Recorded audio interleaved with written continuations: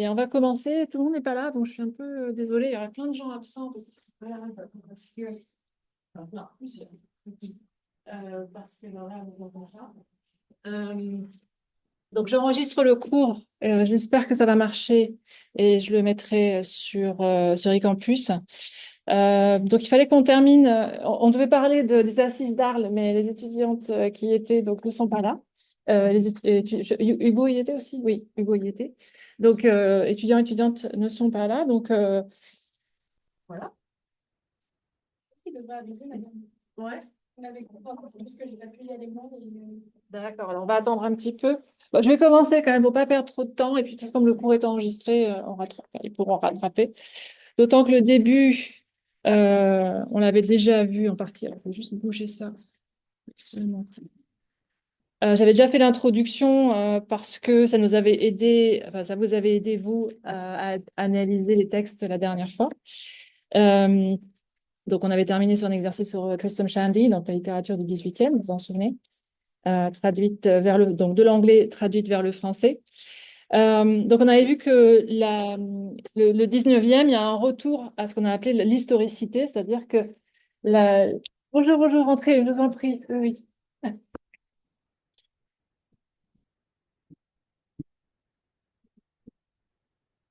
Bonjour.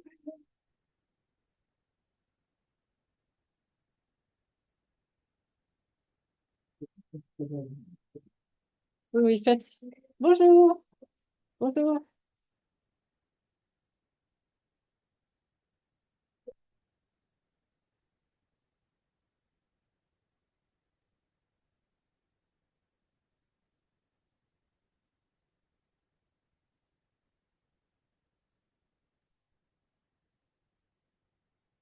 C'est bien.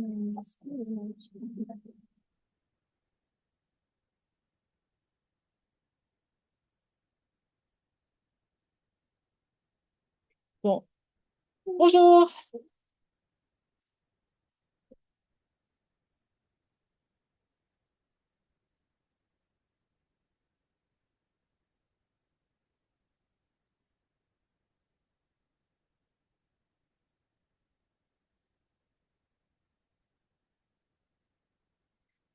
Bon, on a presque fait le plein. Donc, je vais revenir en arrière. Donc, je suis en train d'enregistrer le cours sur Zoom pour pouvoir le mettre sur eCampus pour les absents. Donc, il y a une absente du fait du changement d'heure de cours, de jour de cours plutôt. Et puis, il y a des gens malades. Voilà. Euh, donc, j'ai à peine, on n'a pas commencé quasiment. Et qu'est-ce que je voulais dire? Oui, je voulais juste parler de. Il me semble que c'est Tamara, vous vouliez que les devoirs soient pas le 13 mais le 20, c'est ça?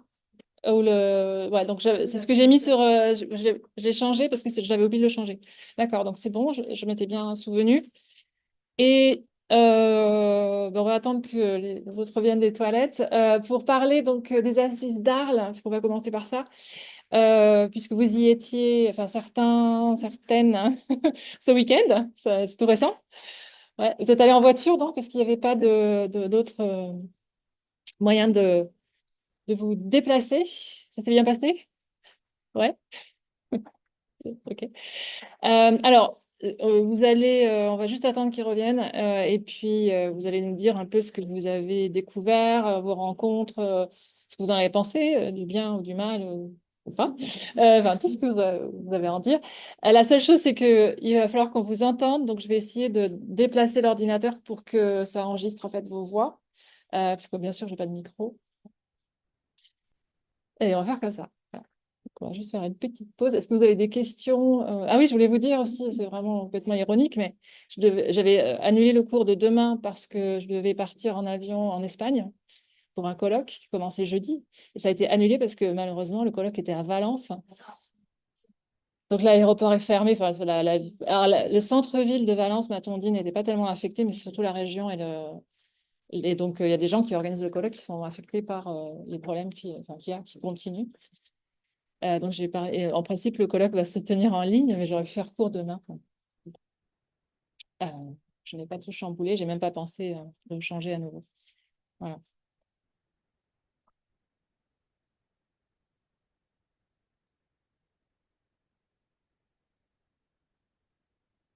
Alors peut-être que sous celles qui sont, donc c'est vous qui étiez toutes les 4, 5, je sais pas qui était ok. Et Gonesse, ok. Donc est-ce que vous pouvez commencer peut-être de parler de votre voyage là-bas, comment ça s'est passé, est-ce que vous avez entendu, déjà quand vous êtes arrivé, comment ça s'est passé, ainsi de suite, quoi. Voilà. Alors attendez, juste que je déplace l'ordi, ça va vraiment pas être pratique du tout. Voilà. Allez-y, parlez bien fort. Alors, on va pas vous. Alors, attendez, comment on va faire pour vous voir? Si, on va vous voir là. Voilà, on vous voit. Ouais. Du coup, on est arrivé un tout petit peu avant la cérémonie d'ouverture, donc on n'a pas vu cette partie-là. On a commencé par une conférence sur le dialogue des morts, donc de Lucien de Samosat jusqu'aux versions des Lumières notamment. Ensuite, on a eu une lecture d'un texte de Platon mis en voie du coup dans un musée de nuit, donc entouré de statues gréco-romaines et tout, donc c'était assez chouette. Et ensuite, le lendemain matin, on a tous eu des ateliers. Moi, personnellement, j'ai fait un atelier d'écriture et on devait faire un dialogue, mais sans aucune incise ou aucun texte qui était vraiment dû parler dans le dialogue. Ensuite, on a eu une conférence sur le Pidgin English et donc l'anglais en Afrique et le français en Afrique, enfin, le français africain et le africain, avec deux traductrices spécialisées du coup, dans le Pidgin English. Et qu'est-ce que c'était la troisième personne? Oui, et ensuite, une autre conférence sur les joutes poétiques médiévales comparées au rap et au battle de rap. C'était assez rigolo de passer des troubadours à Kanakara. Et ensuite, le lendemain, on a fait une conférence on a fait du coup la table ronde d'Atlas avec les professionnels de la traduction qui parlait des différents enjeux et différentes réalités, notamment liées à la rémunération des traducteurs. Et suivi d'une conférence super intéressante sur l'auteur d'une histoire de Jérusalem, la BD, avec son traducteur qui traduisait vers l'hébreu. Et il y avait beaucoup de défis de traduction. Et est-ce que vous pouvez rajouter des choses peut-être par rapport à ce qui vient d'être dit? Ouais, avec moi, c'est pareil par rapport à l'atelier de hongrois ouais. à l'atelier de hongrois et à l'atelier de russe qui était le lendemain. L'atelier de hongrois, enfin, on a étudié un texte assez célèbre en Hongrie qui est la tragédie de l'homme ou la tragédie de l'être humain et qui est une œuvre qui parle qui est à la base un texte théâtral assez poétique en vers et qui parle de la façon dont Ève et Adam vivent à travers les âges et sont condamnés à vivre à travers les âges avec notamment la tentation de Lucifer Mhm. et qui était vraiment très intéressant. Et, euh, et ce qui était intéressant aussi, c'est que les deux méthodes, c'est que les méthodes des deux ateliers différaient. Par exemple, pour le hongrois, ce qu'on avait comme méthode, c'est il nous a montré le texte original en hongrois et on avait ensuite une série de mots traduits en français pour nous aider dans le glossaire. Et au départ, il nous avait fait faire une traduction où on imaginait, en fin de compte, ce qui pouvait être dit, donc ce qui était notamment utile pour, euh, pour remarquer des répétitions dans le texte. Et ensuite, on a fait une deuxième traduction, donc vraiment en se fondant sur le glossaire et sur ce qu'on avait appris des répétitions de la première.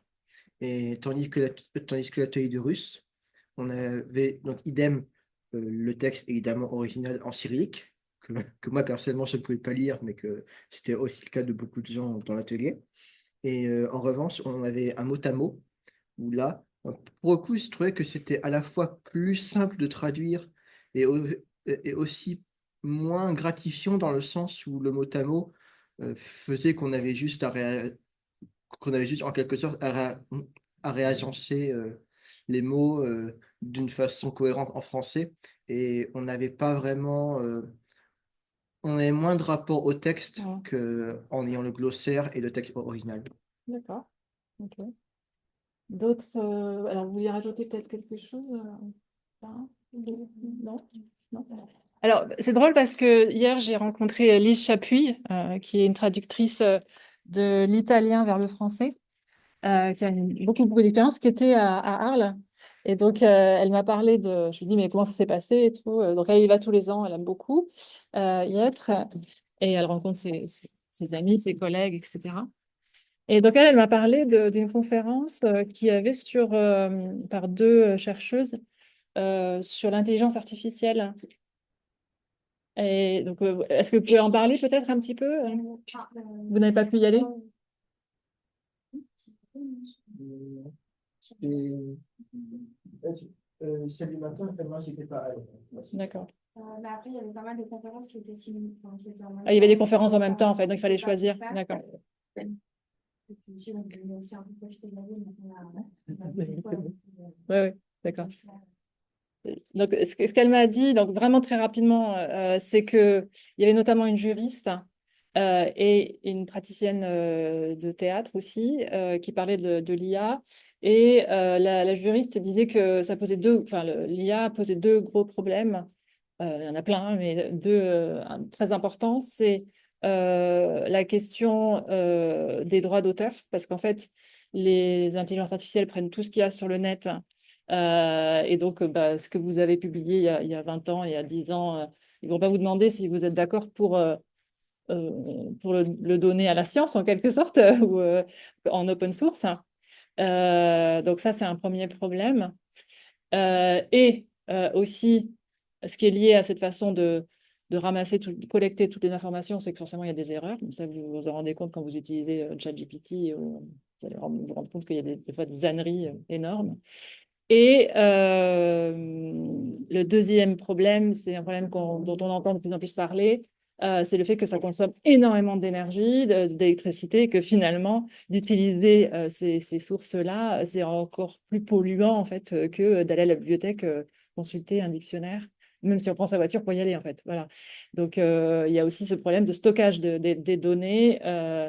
On dit toujours dans le cloud, mais en fait, c'est véritablement des endroits très, très bien précis où il y a ces gros ordinateurs qui concentrent toutes ces données-là et il en faut de plus en plus et ça consomme beaucoup d'énergie. Donc, il y a déjà deux problèmes enfin, vraiment très importants qui sont posés par l'IA sans parler de tous les autres problèmes de plagiat, etc., qui peuvent se poser. Et je parlais avec une autre traductrice il y a quelques temps, pas récemment, qui disait que maintenant, peut-être qu'elle vous en a parlé, c'est Jannick Join. Est-ce que vous l'avez eu déjà en atelier de traduction ou pas encore? Vous allez l'avoir bientôt.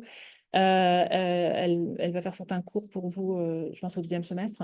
Donc, elle disait que maintenant, pour les contrats, les traducteurs, traductrices s'engageaient à ne pas utiliser DeepL ou d'autres logiciels. Voilà. Voilà, donc j'en reviens. Merci beaucoup pour ce retour, donc, qui était différent de celui que j'ai eu moi, donc c'est très complémentaire. Donc, on va terminer la partie sur... alors, comment je fais avec ça? Et il y avait aussi, Ah, pardon. Oui. je me rappelle la conférence sur Aurélien Maria Rilke qui était celle juste avant. Donc, il y avait une conférence sur Rilke, je répète, oui, Oui, allez-y. qui était celle, juste avant celle sur le Pidgin English et sur le français de. C'était quelle capitale déjà le français de quelle ville déjà? Ouais. Non, ça c'était pas PJ. Non, non. C'était pas un Djibouti, bref, enfin, c'était un français vraiment typiquement enfin, ce qui est au français, ce que le pidgin est à Ouais, l'anglais. d'accord. Et, et c'était intéressant également. Enfin, et j'étais assez fatigué au, au moment de cette conférence. Euh, Et, donc c'est vrai qu'il y avait des moments où j'avais un peu du mal à suivre parce que j'étais très fatigué. ouais. Mais en effet, c'était bien intéressant. Mais est-ce qu'ils vous ont donné des solutions pour traduire justement le pidgin parce que la théorie, c'est qu'en gros, si on suit Antoine Berman, on ne peut pas traduire le dialecte par un autre dialecte parce que ça serait naturalisé, ramené à soi, donc c'est ethnocentrique. Mais en Mais en effet, même temps, si on ne le traduit pas, on aplanit, on lisse le texte et on perd ce quelque chose. ce qu'une des intervenantes justement par rapport au Pidgin English, English avait dit, c'est qu'elle racontait justement son expérience de middleman en quelque sorte, parce que parce qu'elle avait été celle enfin, celle qui faisait en sorte de faire passer un texte d'un français académique qui était où un texte en anglais était, enfin, en Pidgin English, English était traduit par un de ses amis Ouais. euh, qui était certes originaire de cette région, mais qui voulait vraiment écrire un français académique, et une native de cette région qui ne l'avait pas quitté, et qui, elle, corrigeait en quelque sorte le français académique pour, euh, pour présenter la couleur vraiment locale. Et, D'accord, donc en fait, c'était à quatre mains. Il y oui, avait deux personnes en fait qui traduisaient oui, ça. et une qui avait une connaissance d'une autre forme de pidgin, en fait, d'un créole, en fait, j'imagine. Du coup, en fait, c'est ça, c'était Abidjan. Abidjan, Et, ouais, Oui, en Côte c'est ça, d'Ivoire. voilà. il y avait une des traductrices qui avait vraiment vécu, je crois, 12 ans, quelque chose comme Oui, ça, en Afrique, enfin, en Côte d'Ivoire. Et l'autre qui avait un point de vue plus académique, du coup, qui était chercheuse, mais qui n'avait pas forcément vécu là-bas. D'accord. Et, après, c'était assez dur à suivre comme conférence parce que c'était beaucoup entrecoupé d'extraits. oui, Ouais. Et, beaucoup d'extraits. moi, c'était pas ma préférée, je l'ai trouvée intéressante, mais difficile de. Enfin, je trouvais difficile de comprendre le détail de ce qu'elle disait parce qu'il y avait beaucoup d'exemples. Et dans ce que je comprends de ce que vous dites, c'est-à-dire que du coup, un anglais du Nigeria serait traduit par un français de Côte d'Ivoire. Donc, on a quand même un déplacement géographique, mais on reste dans la même région du monde en quelque sorte, c'est ça? Mais Ok. par exemple, enfin bon, après, ils se sont plus, elles se sont plus concentrées sur le Pidgin English, donc c'est vrai qu'on a appris davantage de nuances de cette langue-là que Ouais. que du français d'Abidjan. Mais ce que j'ai trouvé intéressant par rapport au Pidgin English, justement, c'est ce fait que ce qui, en anglais académique, est, euh, est l'infinitif, pour le Pidgin English, ça va être une forme du futur. Par exemple, I Ah go, oui, oui, oui, c'est oui. I will go. D'accord. Et Oui, après, on peut apprendre effectivement enfin, c'est des langues qui ont des règles de grammaire à elles, en fait. C'est comme le vernacular American, dont on va parler après. tout à fait. Mais effectivement, la question, c'est de savoir c'est comment on traduit ça, en fait. C'est-à-dire que quelle stratégie on va employer. Donc, ouais, ok.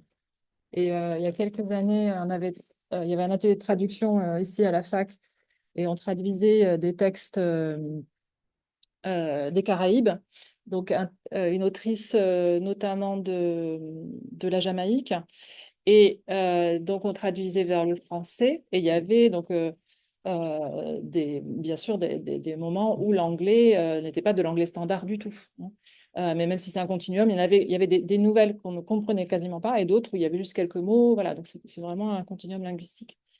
Et donc, on avait pris comme stratégie, c'est qu'on avait une Martiniquaise avec nous qui connaissait le créole français et anglais de Sainte-Lucie, d'où sa mère était originaire. Et donc, elle nous aidait à mettre, donc on traduisait, et on avait commencé à apprendre un peu de créole martiniquais. Mais ça restait dans la même aire géographique, mais c'est aussi discutable. Enfin, je veux dire, c'est quand même ramené à une autre forme de colonisation, etc. Donc, oui. Enfin, ça me pose plus de sujets. Mais si on ne le considère pas comme une variante, mais comme une langue vraiment proprement parlée, Ouais, donc, parce que du coup, de traduire simplement, comment ça va pas, mais au français, comme on dit, ça latine, mais d'un autre côté, c'est aussi lui donner une place qui n'est pas juste dialectale. C'est-à-dire lui donner la place de langue à part entière. Par contre, après, des fois, dans certains textes, bah, comme le texte qu'on avait traduit de linguistique, s'il y a des mots en Yoruba, et par exemple, le pidgin anglais ou nigérien, il est influencé par le Yoruba, mm. ou par l'idée, ou par d'autres langues, est-ce que du coup, ce serait plutôt mettre quelques. Enfin, pas comment faire ça. Après, c'est vrai que, oui, je comprends, effectivement, c'est Mais si on le traduit, il me semble que le traduire en français métropolitain, on va dire, standard, même si c'est quelque chose de très, très abstrait en soi, puisqu'il y a plein de façons de parler, même voilà, aujourd'hui, bien entendu. Il me semble que là, c'est vraiment ne pas prendre en compte la spécificité du texte. Mais je comprends ce que vous voulez dire, que c'est aussi une langue à part entière et qu'il n'y a pas de raison de le régionaliser par... oui, effectivement, ça se discute et c'est un problème. C'est une question, c'est une véritable question de traduction qui est vraiment, qui est tout le temps là, en fait. Ouais. C'était un peu des Français quand ils parlaient de langue, ils parlaient pas de dialecte du tout. Donc, Mm. c'est ça, c'est... Oui. Après, le truc qui était intéressant dans de la traduction, c'est que du coup, il y avait une réelle volonté didactique dans la traduction. Et donc, par exemple, avec des anciennes données en niveau, par exemple, mais qui étaient ensuite répétées, enfin, je sais pas comment dire, il disait par exemple, je n'ai pas les mots en tête, mais un mot qui voulait dire ça va. Et du coup, la première phrase, il disait le moins niveau plus ça va. Et celle d'après, il mettait plus le moins niveau en se disant que le lecteur ferait le lien. Mais du coup, il y avait une réelle volonté didactique et dans la traduction, c'était une approche intéressante. D'accord. Bon, c'est des choses dont on va, j'espère, avoir le temps de reparler aujourd'hui. Mais on va d'abord finir le cours d'histoire. C'est-à-dire que pour moi, l'histoire se termine à la fin du 19e et après le 20e, c'est la traductologie. D'accord? Mais ça va être assez rapide parce que c'est surtout des exemples en fait, que je vais vous montrer de types de traductions qu'il y a pu y avoir, qui étaient des traductions érudites, des traductions dites historicistes. Donc, cette période de l'historicité, enfin, cette volonté de revenir à la source, donc vraiment de rendre le plus littéralement possible le texte, notamment littéraire, hein, surtout on va parler de littérature, nous vient du romantisme allemand qui a entraîné un profond changement dans les mentalités, donc chez les intellectuels. Donc c'est une période bien sûr qui succède au classicisme. Et les romantiques, donc comme vous le savez, revendiquent la liberté d'expression et d'inspiration. Contrairement à Pascal, qui disait que le moi est haïssable, là, le moi devient, donc l'individualité, l'imagination devient importante et centrale. Et également l'imagination qui vient du sujet détrône la raison. Et donc, on a Descartes, donc Pascal et Pascal qui sont détrônés en quelque sorte euh, au profit donc d'une inspiration beaucoup plus libre. Les romantiques donc remettent à l'honneur le folklore, les mythes du Moyen Âge aussi, s'intéressent aux civilisations exotiques.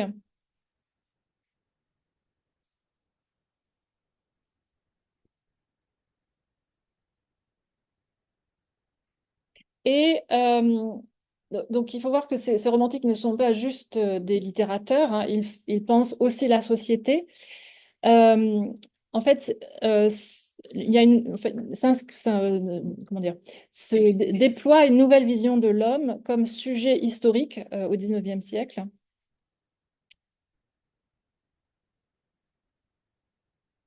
D'où ce qu'on a appelé cette période de l'historicité, hein, bien entendu.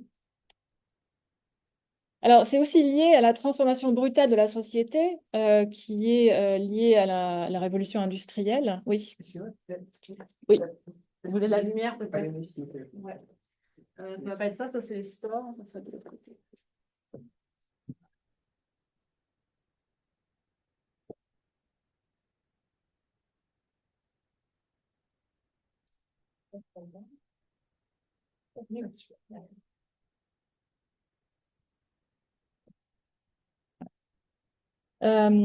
Donc, oui, donc c'est lié à la révolution industrielle et à l'essor du capitalisme qui va complètement changer la vie des gens dans la société avec la montée de la bourgeoisie et de la classe ouvrière aussi. Et donc, les penseurs, en fait, découvrent l'histoire et les différences qui séparent la société bourgeoise des sociétés antérieures.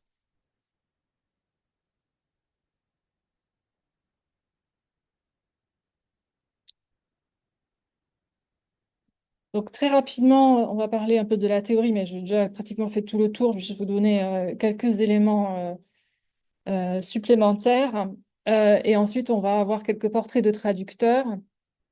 Mais voudrais partir de Germaine de Staël, dont j'ai déjà parlé. Dans De l'esprit des traductions en 1816, elle écrit: « Il ne faut pas, comme les Français, donner sa propre couleur à tout ce qu'on traduit. » Donc, elle donne vraiment le là avec ce mot d'ordre. Alors, ce littéralisme en traduction se traduit par un retour en arrière par rapport à ce qui a été fait au moment dans les traductions des Belles infidèles, hein, bien entendu, ce qu'on a vu. C'est-à-dire que là, on va essayer de retrouver les noms propres qui avant avaient été assimilés, naturalisés, hein. Je vais vous donner des exemples après. Donc, beaucoup de noms propres vont être changés, notamment dans les textes antiques qui vont être traduits. Il y a un effort pour retrouver une forme de dépaysement avec la traduction de ce qu'on appelle la couleur locale, voire un exotisme accentué parfois. Et aussi une volonté littéraliste qui se traduit par la langue, donc non seulement les noms propres, mais aussi dans la syntaxe, dans le choix de lexique, par des formules ou des formes un peu archaïques. On va avoir des exemples aussi. Donc, encore une fois, que ce soit sur le plan syntaxique, mais surtout lexical. Et donc, tout ça, cela donne des traductions érudites, philologiques. Alors, Georges Mounin, dans un de ses ouvrages, parle de traduction-reconstitution historique. Traduction-reconstitution historique. D'autres critiques parlent de traduction archéologique. Et on voit bien que ce soit dans l'idée de reconstituer ou de retrouver l'histoire ou dans l'archéologie, on voit bien la prééminence de la source sur la cible. Donc, on cherche à traduire le fond et la forme. Et donc, on voit apparaître quand même beaucoup de particularités, notamment des calques lexicaux et des calques syntaxiques. On va en voir des exemples encore une fois. Ça produit donc des traductions, comme vous le voyez ici, que j'ai déjà dit, des traductions érudiques, philologiques, mais qui vont surtout marquer, par exemple, au théâtre, on a très peu de ce type de traduction, puisque ça a du mal à passer la scène. Donc, le littéralisme n'a pas vraiment touché la traduction théâtrale, par exemple, pour des raisons. Il faut que les acteurs se fassent comprendre, et on ne peut pas mettre de notes de bas de page hein, à la scène. Alors, le premier traducteur dont on va parler, c'est René de Chateaubriand, que vous connaissez comme écrivain, j'imagine. Mais pour les traductologues, mais aussi pour l'histoire de la littérature en général, hein, il est très connu pour sa traduction du Paradis perdu, qui est un poème de John Milton.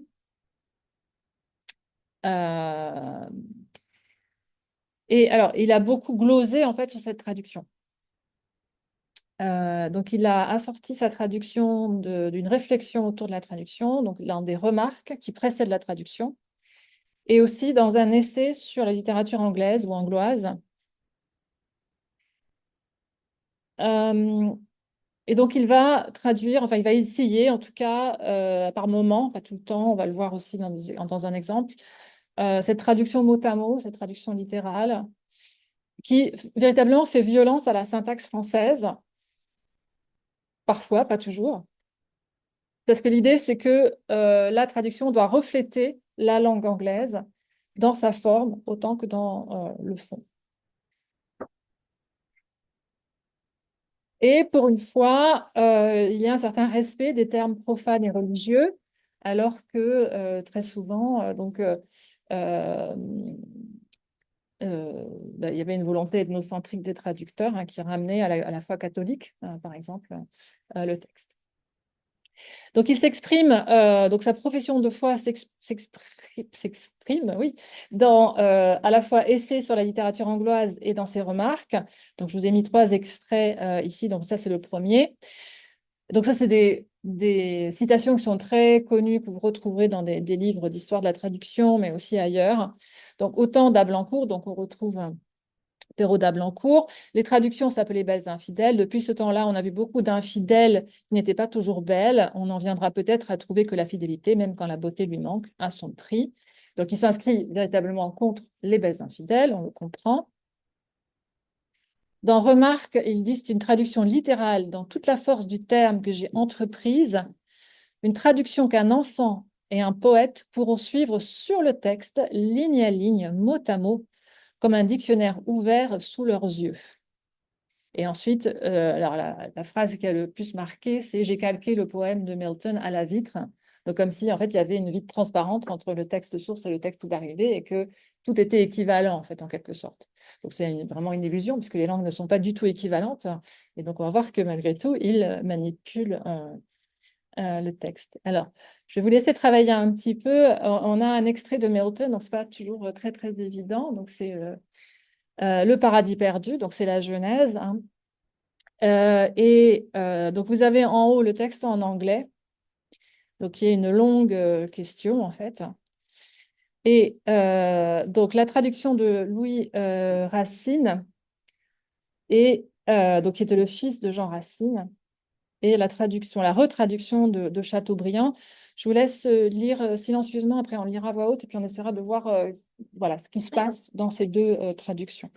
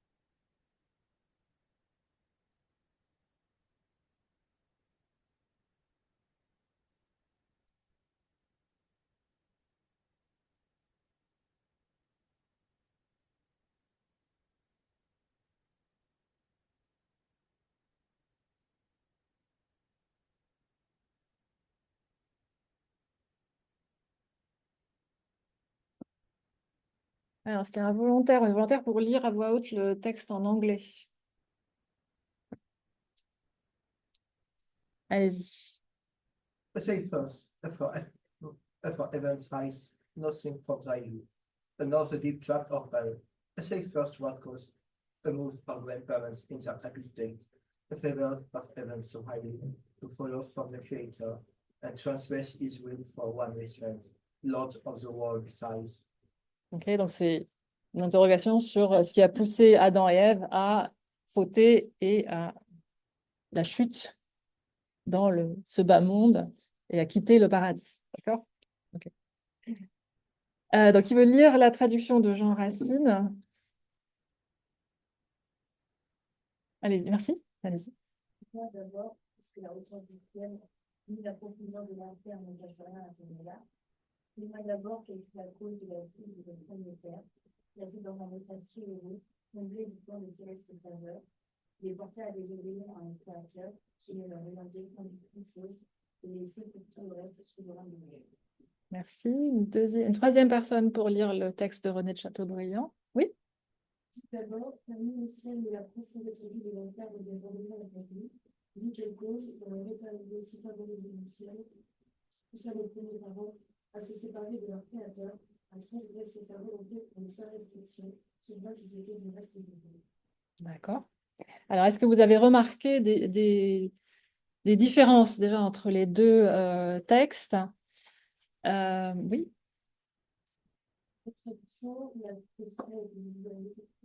Donc, la question a été divisée en deux questions. Effectivement, on a deux questions. On voit dans la ponctuation, dans la première traduction.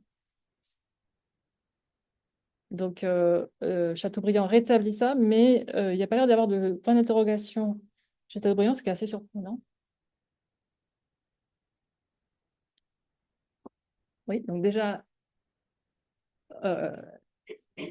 on est plus proche du vers original, enfin pas du vers, mais de l'organisation en vers du texte de départ. Quoi d'autre? Si vous regardez les deux premiers mots, say first, qu'est-ce que fait Chateaubriand par rapport à Racine? Ouais.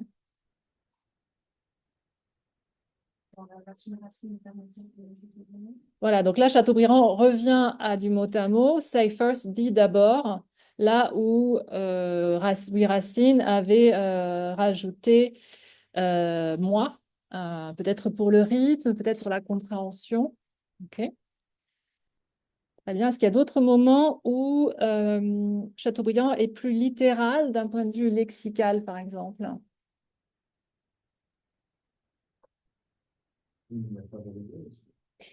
Alors, favoriser.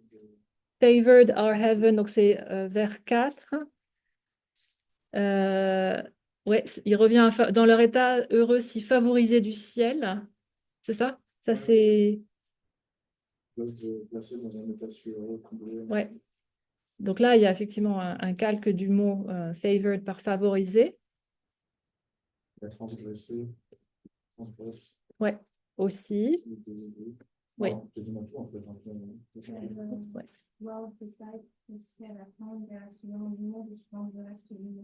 Oui. Et il y a aussi, ce qui est intéressant, nos premiers pères, pour grandparents, qui devient... Alors, il garde premier, il ne traduit pas grand, qui veut dire grandiose, important, voilà, qui est un faux ami, hein, mais les premiers, ça peut avoir ce sens-là aussi, hein, c'est les premiers les plus importants aussi. Mais il revient à parent et efface père, hein, donc ça aussi, on a un calque, effectivement. Du point de vue de la syntaxe, est-ce que vous avez remarqué des choses intéressantes? Alors, à part ce découpage effectivement différent, donc, qui a déjà été cité, c'est peut-être plus difficile à voir parce que c'est un peu, déjà la syntaxe de l'anglais n'est pas simple. Moi, ce qui m'a marqué, c'est que Chateaubriand supprime des ajouts que Racine avait fait. Par exemple, il avait ajouté auteur qui lui permettait d'avoir un effet de symétrie par souci d'élégance. On avait vu ça dans un peu des règles que Rodin Blancourt se donnait aux auteurs des Belles Infidèles. Et effectivement, il est plus littéral, on l'a vu. Regard est traduit... pardon, il remplace regard par vue pour traduire view. Père devient parent, on l'a dit, et rétablit aussi l'ordre des syntagmes, pardonnez-moi, vers la fin. Et il y a aussi des calques de syntaxe. Alors, ce qu'on appelle calque de syntaxe, c'est quand l'ordre naturel, on va dire, des mots dans une langue est repris dans la langue d'arrivée, sans que ce soit quelque chose qui soit idiomatique, hein. Par exemple, l'antéposition de l'adjectif profonde, étendue, c'est possible en français, mais nous, on a la possibilité de mettre étendue, profonde, bien entendu, à la place de profondeur de l'enfer. Et aussi, il me semble que chez Chateaubriand, il y a un rétablissement d'une syntaxe un peu plus complexe, comme en anglais, donc c'est redevenu un peu plus difficile à comprendre, hein, bien entendu. D'accord. Donc, on voit ici l'effort qui est fait.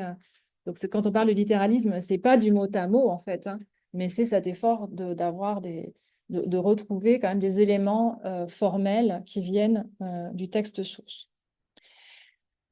Alors, je passe à Paul-Louis Courier, qui est connu, donc, entre autres, pour sa critique d'une traduction de Jacques Amyot, et qui présente dans sa préface, donc d'une retraduction des pastorales de Longus, son idéal, qui est un idéal historiciste et littéraliste. Alors lui, il présente, enfin, sa théorie présente, sa thèse présente une forme vraiment de culte du texte ancien très fort, et il pratique donc le mot à mot grammatical, fait preuve même, alors certains critiques parlent de fétichisme de la forme, par exemple, Courier reproche à Amyot de ne pas varier les temps des verbes comme en grec. Et alors, ça peut paraître effectivement, enfin, pour nous, ça peut nous paraître surprenant. Par exemple, quand on traduit de l'anglais vers le français, on sait très bien que les temps des verbes ne vont pas toujours. D'abord, après, le prétérit va pouvoir être soit du passé simple, soit du passé composé, soit du plus que parfait. Parfois, c'est du subjonctif. Donc, on ne varie pas les temps de la même façon d'une langue à l'autre. Enfin, c'est très, très rare. Et ça donne. Donc, il corrige véritablement la traduction d'Amyot.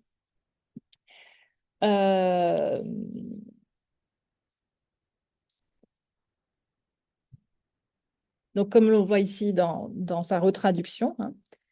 Et il commente sa traduction en disant cette traduction rend le grec mot à mot avec les mêmes consonances qui sont dans le texte. Par exemple, il va dire qu'à un moment donné, il y avait une virgule, donc il faut rajouter une virgule et enlever le « et ». Donc, c'est l'exemple ici. Sans mes chèvres et sans Chloé devient sans mes chèvres, sans Chloé. Donc, véritablement, là, il est dans une traduction plus littérale. Ceci dit, c'est des questions qu'on se pose encore aujourd'hui, par exemple, quand on traduit de l'anglais vers le français, où on a beaucoup de phrases en anglais qui sont assez monotones, dans le sens où on a souvent des coordinants, des conjonctions de coordination comme and qui s'accumulent. En français, ce n'est pas du tout quelque chose qu'on a l'habitude de faire spontanément, même s'il y a certains écrivains qui peuvent écrire comme ça. Et donc, par exemple, quand on traduit ou retraduit du Hemingway, Ernest Hemingway, où on a and, je ne sais pas, 15 fois dans un paragraphe, qu'est-ce qu'on fait de ça? Est-ce qu'on va aller jusqu'à reproduire tous ces and par des et, ou est-ce qu'on va franciser, en fait, en quelque sorte, la syntaxe? Donc, c'est toute la question qui est véritablement très vivace encore aujourd'hui, bien entendu. Donc ça paraître anecdotique, mais en fait, c'est vraiment au cœur des problèmes de traduction qu'on se pose tout le temps quand on traduit. Alors, moi, je dirais que la réponse, elle est aussi dans... Enfin, une partie de la réponse, par exemple, est-ce qu'on garde tous les « et » chez Hemingway? Elle est un petit peu dans à qui est destiné le texte. C'est-à-dire que si vous traduisez pour la Pléiade, donc pour un lectorat plutôt érudit, je pense qu'on serait plutôt vers des traductions assez sourcières, par exemple. En revanche, si vous traduisez pour l'agrégation et vous faites une version, là, il faut montrer au correcteur que vous avez compris que l'anglais est différent du français, que les langues fonctionnent différemment, et donc vous allez plutôt adapter. Voilà. Donc, ça dépend aussi du destinataire. Donc, Courier écrit « Il n'y a pas de « et » dans le grec.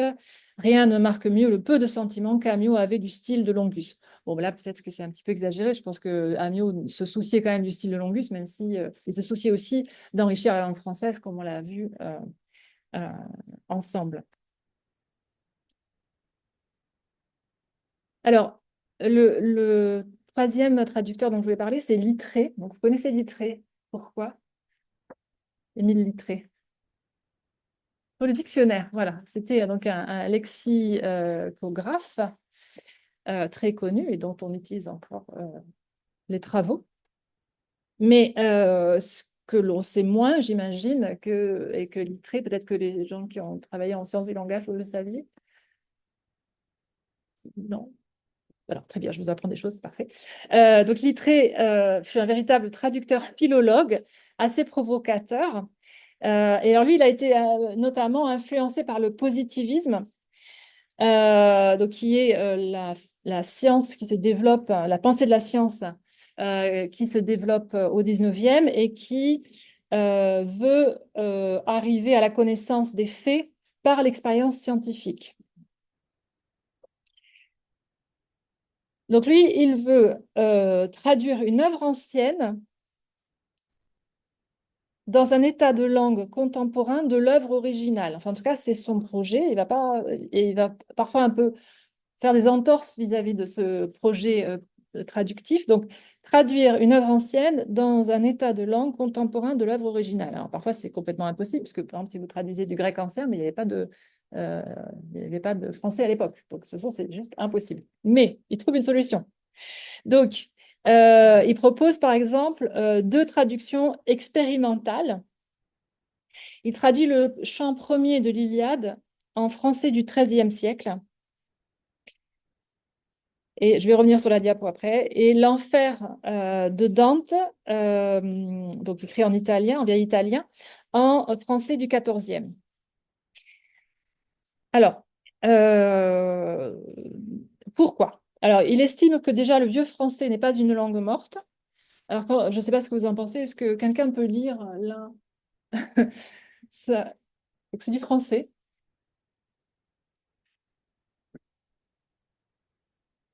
Oui, allez-y. Atride et vite en gauche en bas, Athéen, face lui, Dieu qui suit vraiment pour la pierre. Galtier la Triade et repérier à Diane. Il me prenait la rançon, rendez ma fille à lui, craignant le fil d'Atom, Ephébus à mon grâce. Est-ce que vous comprenez quelque chose? Non, on ne comprend pas grand-chose. Il y a des choses qu'on peut deviner, mais effectivement, il faudrait le retraduire, en fait. Donc, voilà. Mais pour lui, bon, c'était un philologue, hein, un lexicologue, un lexicographe. Donc, pour lui, chaque mot reste vivant et porte son histoire. Et donc, il traduit l'Enfer de Dante, donc Dante, un poète italien du XIVe. Donc là, on a à peu près une équivalence d'époque, hein, puisqu'il va prendre le français du XIVe. Mais alors, il choisit donc la langue des trouvères normands. La langue des trouvères normands. Donc, c'est des poètes et des jongleurs de la France du Nord qui s'exprimaient, oui, trouvères, T-R-O-U-V-E, accent grave, R-E-S. Alors ici, on parlait la langue d'oc, enfin, en dessous, quoi, et au-dessus, c'était la langue d'oï. O-I, tréma L, la langue du nord de la France, la langue d'oï. Après, il y avait plein de variantes aussi. Donc, les trouvères normands étaient des poètes, des jongleurs de la France du Nord et s'exprimaient en langue d'oï. Alors, pourquoi est-ce qu'il utilise la langue d'oï du XIVe? Car, pour la bonne raison que Littré voit des similitudes de genre et de forme dans ce que créent les trouvères avec ce que fait Dante. Alors, vous me direz, mais comment faire le rapprochement entre l'Iliade et la langue le français du XIIIe? Eh bien, pour lui, Homère, donc, qui a vécu au IXe siècle avant Jésus-Christ, donc il le traduit en vieux français du XIIIe, car il voit un rapport entre les aventures homériques et le roman de chevalerie. Donc là aussi, c'est un rapport de genre, en fait, de genre littéraire.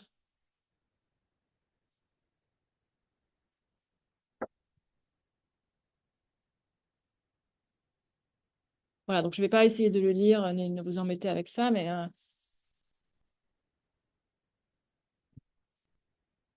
voyez un peu. Donc c'est pour ça qu'on parle de fétichisme de la forme, et finalement, c'est des traductions qui sont intéressantes, qui sont vraiment des expériences, en fait.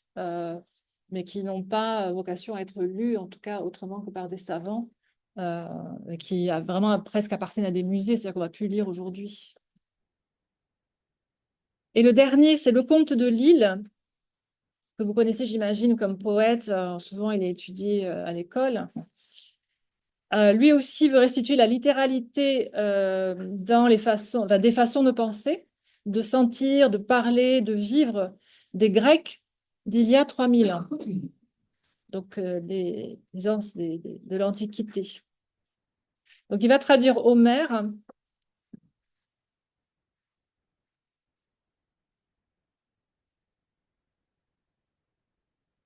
Alors, donc là, vous voyez ici, donc je vous ai dit, l'idée, c'est de revenir aux noms tels qu'ils étaient en grec. Et donc là, il y a une translittération, enfin, ouais, c'est translittéré, quoi. Voilà. Donc ça, c'est les noms des personnages d'Homère. Donc ça, c'est tiré de l'Iliade.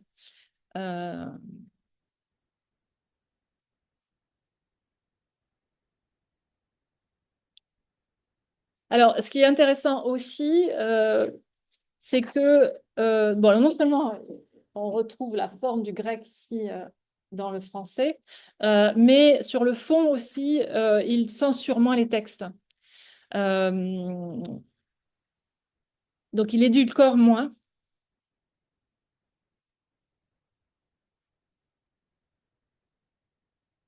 Par exemple, ce qui avait été traduit qui était devenu le prince trop magnanime, redevient le brave Atréus, dompteur de chevaux. Donc, on a une traduction tout à fait différente. Dans son texte, le divin Achilleus traite Agamemnon de mouche à chien, Astyanax, pardon, mange enfin la moelle et la graisse des brebis sur les genoux de son père. Hein. Donc, c'était des éléments qui avaient été soit remaniés, soit censurés. Hein. Et également, important aussi sur un retour sur l'ethnocentrisme aussi, enfin, un revirement. Il rétablit les différents degrés dans l'abstraction. Donc, en fait, en gros, Homère était traduit comme si c'était un auteur catholique, en quelque sorte, pour simplifier, ou chrétien, pour simplifier les choses. Donc, au lieu de parler de dieux immortels, il parle de dieux qui vivent toujours, ce n'est pas tout à fait pareil. Vous voyez, enfin, ce n'est pas la même conception de l'abstraction, de l'infinité ou de l'infinitude de la vie, de dire qu'on est immortel ou qu'on continue à vivre. Voilà, donc c'est des détails comme ça, mais c'est très important quand on lit toute une traduction, ça s'accumule et donc ça donne une vision différente du monde, bien entendu, ce qu'on est en train de lire. Alors, au XXe siècle, donc, on met en place la traductologie. Donc, on va continuer à parler de traductologie, enfin, du XXe siècle, via des portraits de traductologues et puis par vos exposés aussi. Et je vais aussi vous présenter mon travail de recherche personnel. Hein. Voilà, donc j'ai terminé sur l'historicisme et donc sur la partie histoire. Hein. Donc, est-ce que vous avez des questions ou des remarques? Donc, pour la petite interrogation, qui sera une interrogation vraiment de connaissance, donc ça sera pas la semaine prochaine, mais la semaine d'après, d'accord?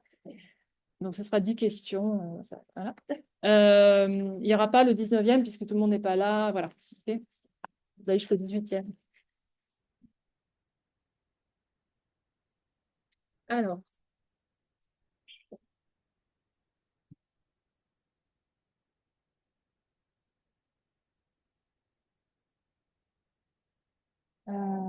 Oui. Oui, oui. Alors, je ne sais plus les dates, mais on a cours la semaine prochaine. Et après, on a 2 cours la semaine suivante, parce qu'il y a Madame Auster qui vient faire une conférence. Oui, mais c'est après. Donc, on vous demande d'être à la Mecca le matin. Ce qui concerne la traduction, c'est le matin. Moi, j'y serai aussi. C'est le 21, effectivement. Ça, c'est le jeudi. Ouais. Donc, le cours normal, il est le 20. Voilà, c'est ça. Le 21, vous pouvez donc, vous inscrire gratuitement à la MECA pour, donc c'est sur l'intelligence artificielle, il me semble, hein, non, voilà. Mais l'après-midi, ça concerne l'édition, mais pas la traduction. Et moi, je fais venir Corinne Auster dans le cadre de ce cours. Donc, on vous demande de vous rapatrier à l'université pour 15h30. D'accord? Voilà. Et je pense que... Enfin, voilà, elle va parler euh, d'éditer le genre et de traduire le genre. Donc, voilà. Et il y aura aussi euh, une conférence au mois de mars, le 11 mars, qui sera en plus. Euh, donc, je fais venir Isabelle Cambourakis, qui est éditrice et qui donc, a fondé avec donc, les éditions Cambourakis, mais qui a une collection qui s'appelle Sorcière. Et donc, le cadre, en fait, dans le séminaire de Bordeaux interdisciplinaire genre cette année, c'est sur l'édition et la traduction du genre, enfin, des questions féministes, en fait. Donc, on fait venir Corinne Auster là, dans le cadre de ce cours, et il y a les étudiants du master genre qui vont venir aussi. En décembre, le 10 décembre, c'est autour de la publication des essais de Monique Wittig. Donc là, ce n'est pas des traductions véritablement, donc vous n'êtes pas obligé de venir, mais je vous informerai quand même, enfin voilà, si ça vous intéresse. Et même s'il y a peut-être des essais qui ont été traduits, je ne sais plus en fait, il faut que je regarde, je ne sais pas encore, c'est un gros pavé. Donc il y a une des deux personnes qui a édité les textes qui vient parler. Donc c'est le 10 décembre, et après, Isabelle Kombourakis viendra le 11 mars. Voilà. Et ce sera l'après-midi aussi, on n'a pas encore les horaires fixes, mais Madame Béguin est au courant, il n'y a pas de cours en principe, donc tout va bien. Et pour les sciences du langage, je n'ai pas encore regardé vos emplois du temps, mais de toute façon, ce n'est pas obligatoire. Donc voilà, si vous pouvez, si ça vous intéresse, vous êtes tout à fait les bienvenus. Mais... donc, alors, je ne sais pas comment il faut que je fasse ça. Si, est-ce que ça marche si je fais ça?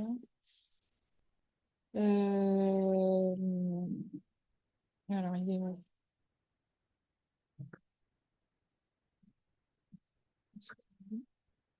Voilà.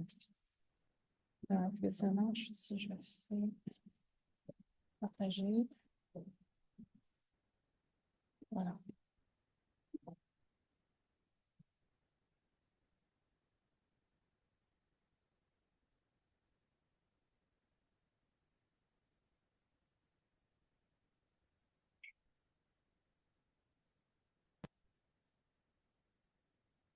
OK. Donc, pour parler de la traductologie, on va commencer par Antoine Berman, que je vais présenter très rapidement. Ça va vraiment pas être très long. On va lire ensemble un texte et on va faire un petit exercice, mais très rapide. Et après, si on a le temps, je commencerai à vous présenter mes recherches en fait, et je ferai le lien avec la théorie de Berman. Enfin, je vais essayer. Mais ça va peut-être faire trop pour aujourd'hui, donc on verra, on finira la semaine prochaine. Sachant que la semaine prochaine, il y a aussi des exposés qui commencent, hein. Voilà.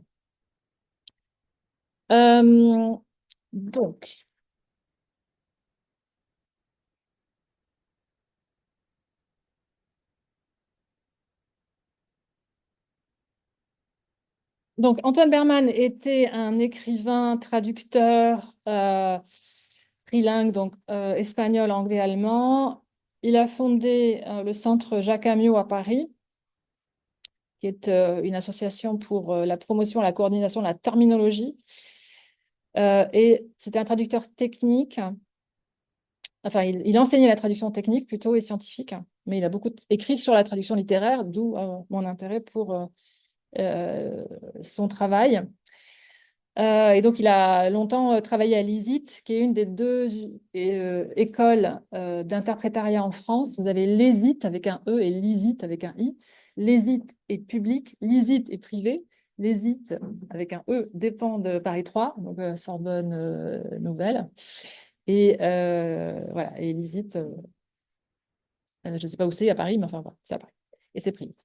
Mais c'est vraiment les deux grandes écoles d'interprétariat en France. Après, il y a des masters d'interprétariat aussi, si ça vous intéresse, dans certaines facs.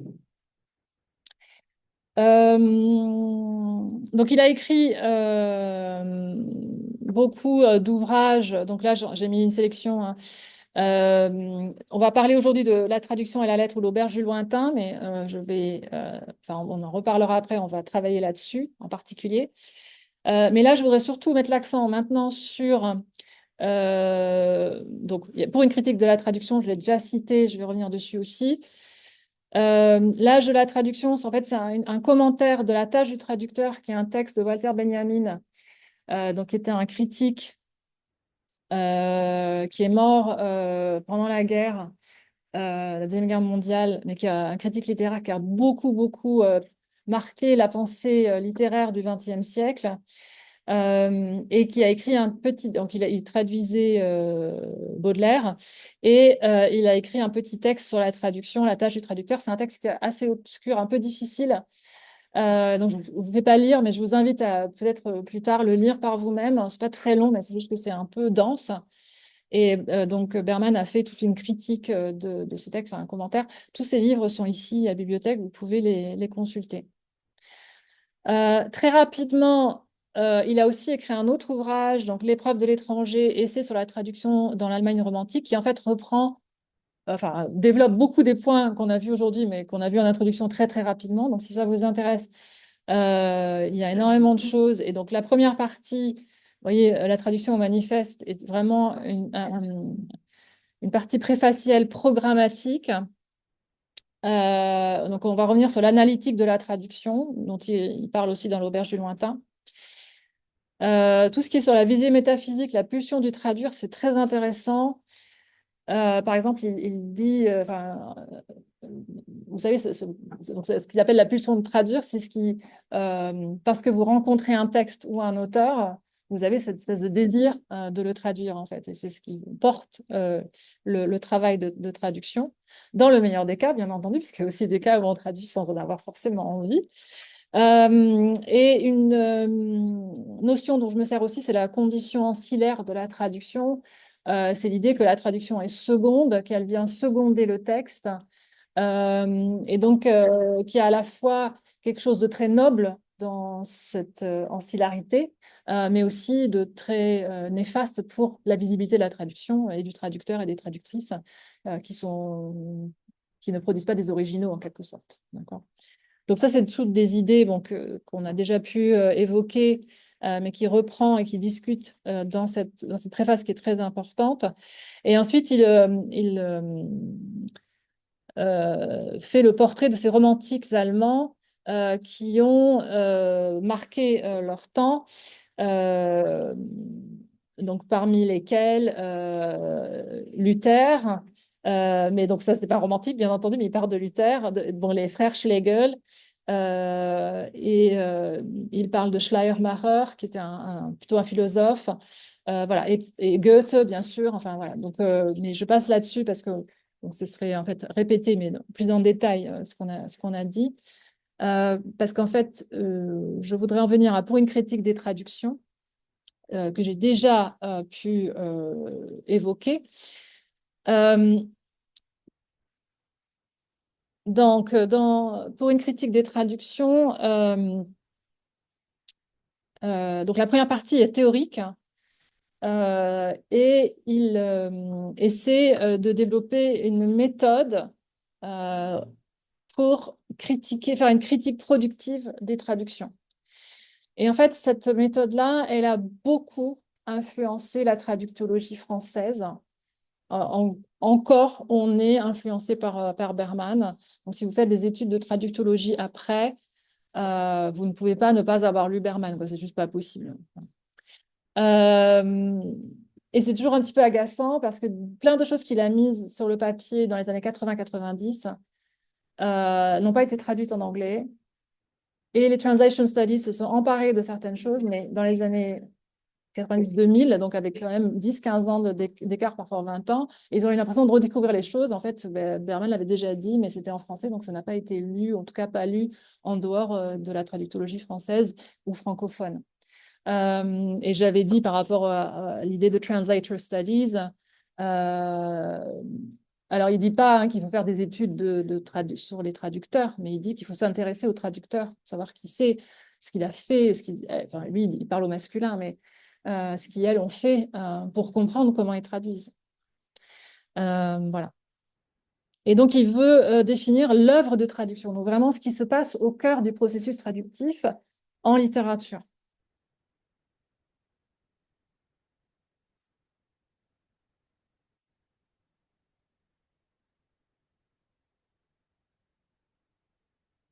Et il voit dans la traduction un véritable objet de savoir.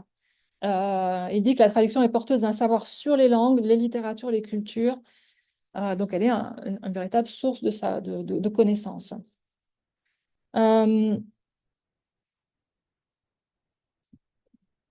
il veut faire une critique. Voilà. Avec un grand C, une critique productive dans la lignée des plus grands critiques littéraires du siècle, du XXe siècle, du siècle dernier. Donc, Benjamin, Ezra Pound, Roman Jacobson, Gérard Genette. Voilà, autant de noms dont vous avez sûrement entendu parler dans vos études littéraires. Il existe depuis l'âge classique des recensions critiques de traduction, où critique signifie jugement ou évaluation. Mais si critique veut dire analyse rigoureuse d'une traduction, de ses traits fondamentaux, du projet qui lui a donné naissance, de l'horizon dans lequel elle a surgi, de la position du traducteur. Si critique veut dire fondamentalement dégagement de la vérité de la traduction, alors il faut dire que la critique des traductions commence à peine à exister. Donc là, on voit déjà son projet qui est de faire cette critique qui va s'intéresser à ce qui est la source de la traduction, à l'horizon traductif, à la position traductive. C'est des termes qu'on a déjà utilisés au premier cours, sur lesquels j'ai déjà revenu au tout début. Donc pour lui, il s'agit de faire coïncider les mots avec la pensée de l'auteur. Donc qu'est-ce que c'est que traduire la littérature? C'est faire coïncider les mots avec la pensée de l'auteur, restituer le ton, l'émotion et le sens du message. Donc c'est à la fois traduire le fond et la forme. C'est véritablement un littéraliste, Berman, un sourcier.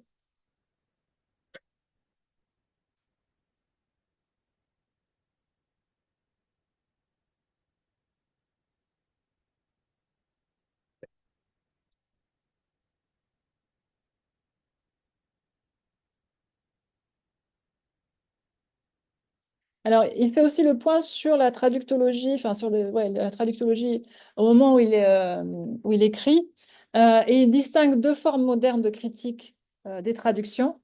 Celle que propose Henri Méchonic, donc qui était un linguiste, qui a beaucoup marqué la linguistique française, bien entendu, la stylistique française, qui a été un traducteur de la Bible et qui a publié sur la traduction, notamment, enfin beaucoup publié, mais aussi sur la traduction dans des textes qui s'intitulent par exemple Poétique du traduire. Qui l'oppose à l'école dite de Tel Aviv, qui fait de la sociocritique ou de la sociologie de la traduction. Donc, il y a plus, donc Méchonic, c'est plus un sourcier, un peu comme Berman. Et donc, lui, il va chercher donc, il utilise sa théorie du rythme pour analyser les traductions. Et souvent critiquer les traductions, dire qu'elles ne sont pas à la hauteur du texte de départ. Par opposition à donc, l'école de Tel Aviv, qui s'intéresse à comment les textes d'arrivée s'inscrivent dans la nouvelle culture, en fait, dans la culture d'arrivée. Donc, en fait, si le texte ne respecte pas ce qu'il y a dans le texte source, il s'en fiche, il ne juge pas les traductions en tant que telles, il voit comment les traductions s'inscrivent dans les nouvelles normes et ce qu'elles apportent du point de vue de la réception. Alors, Berman, lui, se réclame de l'herméneutique moderne, donc c'est en fait le fils spirituel de Paul Ricoeur, si vous voulez, qui a aussi écrit sur la traduction. Ricoeur a un tout petit livre que vous pouvez lire, qui est très facile d'accès, qui s'appelle Sur la traduction, que vous trouvez ici aussi. Mais donc, toute la première partie donc, est théorique. Donc après, ce panorama que j'ai résumé en 2 ou 3 lignes sur cette diapo de l'histoire de la traductologie au XXe siècle, enfin la traductologie française et les translation studies aussi. Il va donc exposer sa méthode d'étude des textes. Donc c'est une méthode très, comment dire, très claire. Donc il s'agit d'abord de lire et de relire la traduction sans report à l'original, afin de découvrir, dit-il, son degré de vie immanente. Alors, il a une langue très imagée aussi, donc c'est à la fois très inspirant et en même temps parfois un peu difficile de voir vraiment ce qu'il veut dire. Ça permet de repérer des zones de défectivité, donc de défaut, ce qui ne convient pas. Par exemple, s'il y a des calques, un rythme qui n'est pas heureux, etc. Et aussi repérer ces moments miraculeux aux zones miraculeuses où le français nous paraît neuf.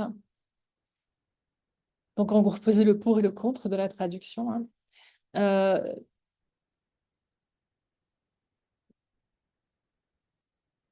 Puis seulement, dans un deuxième temps, lire l'original et donc faire une explication littéraire de l'original. Donc, rechercher la littérarité de l'original, une sorte d'explication de texte, de commentaire de texte. Alors, en général, on fait l'inverse, hein. On commence par lire le texte original, à faire l'explication de texte, c'est-à-dire en quoi c'est un texte littéraire, qu'est-ce qu'il faut que je traduise, comment il faut que je traduise, et après, on se met à... Ça, c'est quand on traduit. Là, c'est pour l'étude de la traduction, donc c'est différent. Et donc, pour savoir ce qu'il y a de particulier, pour pouvoir étayer son discours sur l'acte traductif, et donc ensuite sélectionner les passages signifiants de l'œuvre où ces éléments de littérarité apparaissent.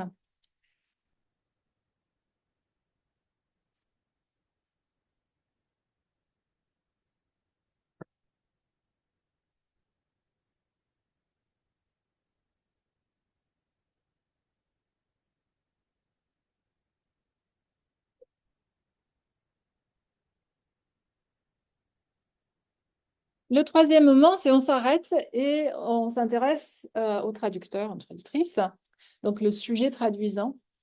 Alors, ça peut passer par des éléments biographiques. Et tout ce que j'avais déjà dit au premier cours à propos de Claire Queyron, donc je le répète rapidement, de toute façon vous l'avez sur la diapo, hein. Donc c'est l'analyse de sa position traductive, qui est en fait un compromis entre les conventions littéraires, mais surtout traductives de l'époque et de la culture dans laquelle on est en tant que culture d'arrivée, et sa propre subjectivité, sa propre liberté. Ce que Jean-Marc Gouanvik, qui est un traducteur et un traductologue canadien, à partir de Bourdieu, appelle l'habitus, c'est-à-dire en fait les façons de traduire qui sont spécifiques à chaque traducteur, traductrice, et qui nous viennent, qui sont des habitudes, mais qui sont des habitudes normées en fait. Donc c'est un mélange de normes et d'habitudes, un habitus.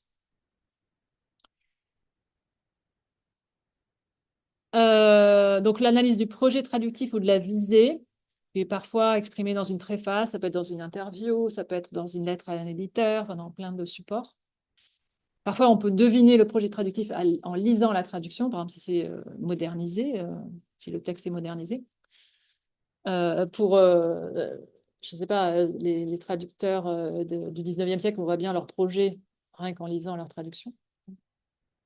L'horizon du traducteur, c'est l'ensemble des paramètres, donc langagier, littéraire, culturel, historique, qui déterminent tout ce que l'on est en tant que sujet, hein. Donc c'est tout ce contexte qui nous entoure, par exemple, qui va nous influencer pour traduire des choses qu'on va être amené à censurer soi-même, par exemple. Par exemple, là, il y a un appel à communication qui vient d'être publié par Julie Loison-Charles, qui est traductologue, elle est à Lille. Et c'est sur, alors je ne vais pas forcément le dire exactement précisément, mais sur comment on traduit les violences sexuelles et sexistes dans le contexte actuel en littérature ou pas d'ailleurs. Et c'est très intéressant parce qu'effectivement, on est à une époque où on est en train, après MeToo, de remettre en question beaucoup de choses. Est-ce que ça influence la façon de traduire? Est-ce qu'on retraduit les textes différemment? Enfin, il y a des choses très intéressantes qui se jouent là. Voilà. Et ensuite, il y a la dernière partie qui est le moment où on va confronter donc l'original et la traduction et donc faire l'analyse de la traduction.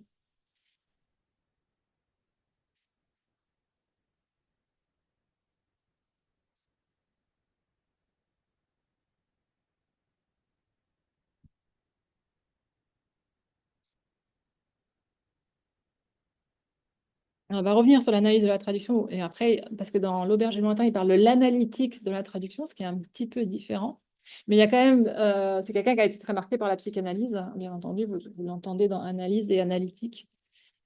Alors, Euh, Berman est aussi connu pour sa théorie de la retraduction, même s'il a été très critiqué et qu'il y a eu beaucoup de choses qui ont été écrites après. Mais il a quand même posé des bases qu'il n'y avait pas eu dans la théorie avant en traductologie. Donc, pour lui, les grands textes ou les textes doivent être retraduits.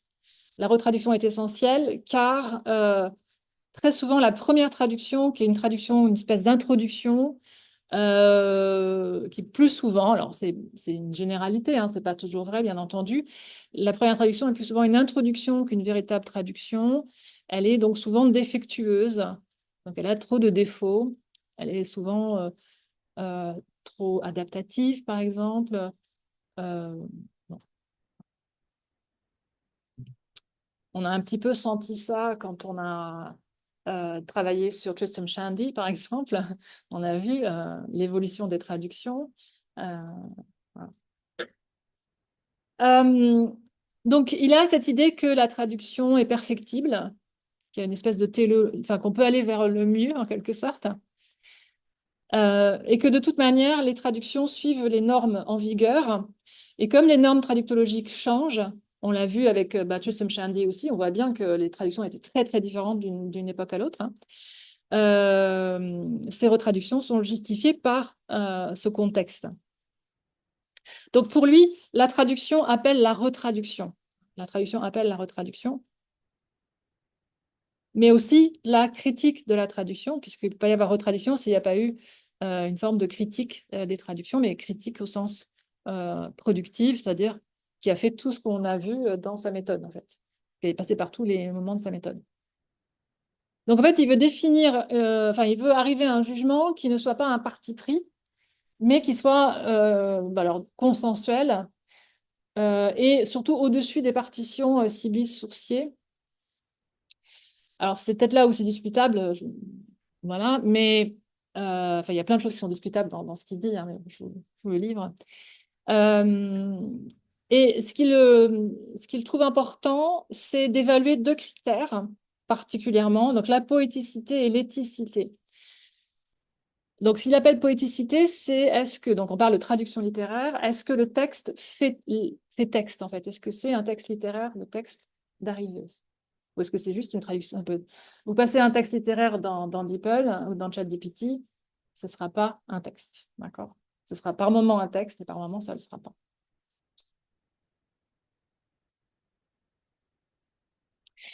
L'éthicité, c'est pour lui le respect de l'original. Donc, il ne parle pas de fidélité, qui est le terme voilà, qu'on essaie d'éviter maintenant en traductologie, même s'il revient un petit peu. On va dire fidélité à tel critère, fidélité à un autre critère. Mais de mon temps, quand moi j'ai appris la traductologie, quand j'étais étudiante à votre place, on disait, il ne faut surtout pas parler de fidélité, c'est très très mal. Mais c'est vrai que fidélité, c'est un peu vague. On voit bien que Perrault d'Ablancourt se sentait fidèle hein, quand il traduisait. Il disait, mes traductions sont fidèles. Donc ça ne veut pas dire la même chose pour plein de gens. Donc, respect de l'original. Et là, c'est là où il est très métaphorique, où c'est un peu compliqué, c'est un peu comme Méchonique. Il parle d'un dialogue avec l'original, d'une offrande. La traduction doit faire face à l'original. Et en cela, il est l'héritier aussi de Walter Benjamin, dont je parlais précédemment dans ce texte un peu compliqué, un peu obscur, qui s'intitule La tâche du traducteur. Qui a une vision enfin, presque spirituelle de la traduction, en fait.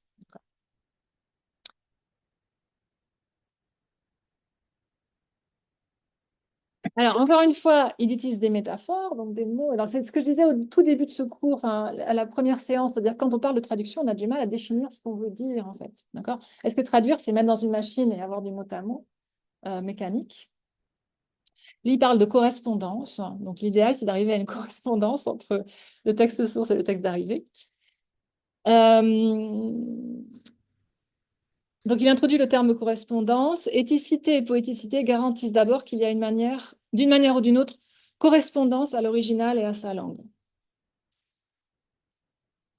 Et il dit qu'il choisit le terme pour sa polysémie, donc ce qui ne nous arrange pas vraiment, en fait, vous voyez, et son caractère indéterminé. Encore une fois, ça ne va pas nous aider beaucoup.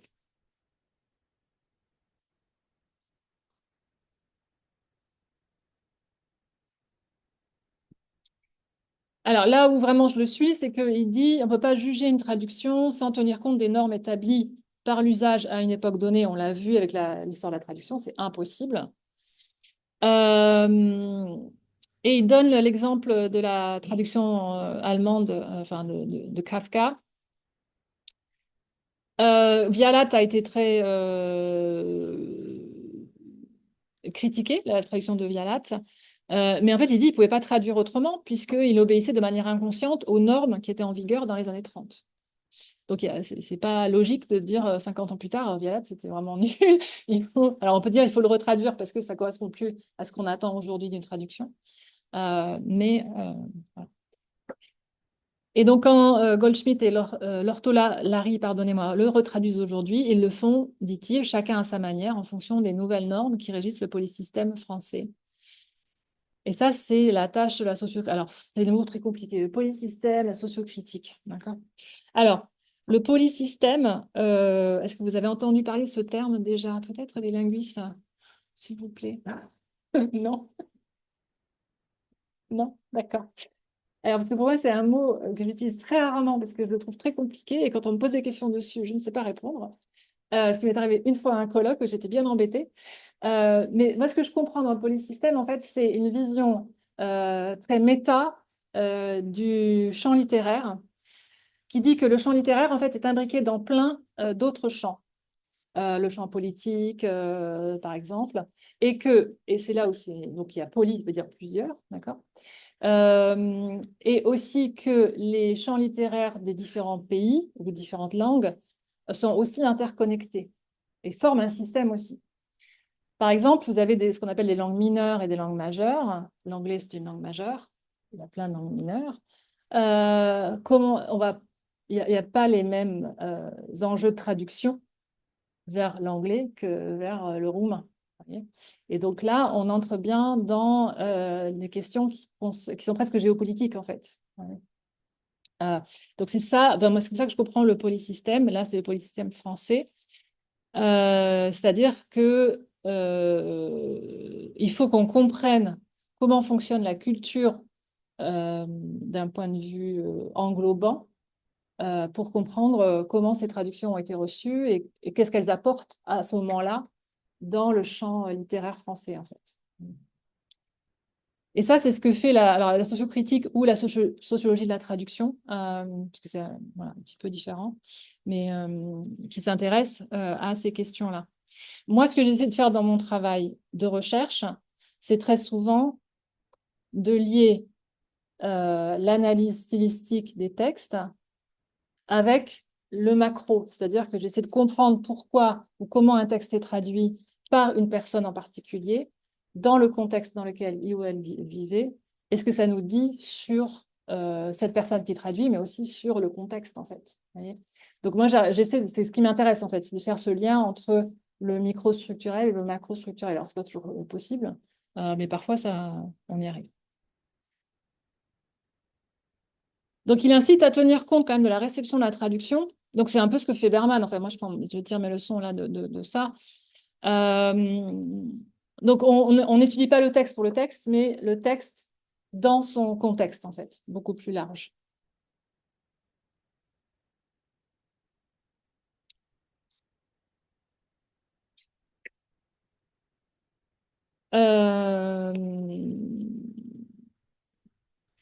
Alors, à l'époque, donc dans les années 80, quand ça s'est paru, c'était vraiment un impensé de la traductologie.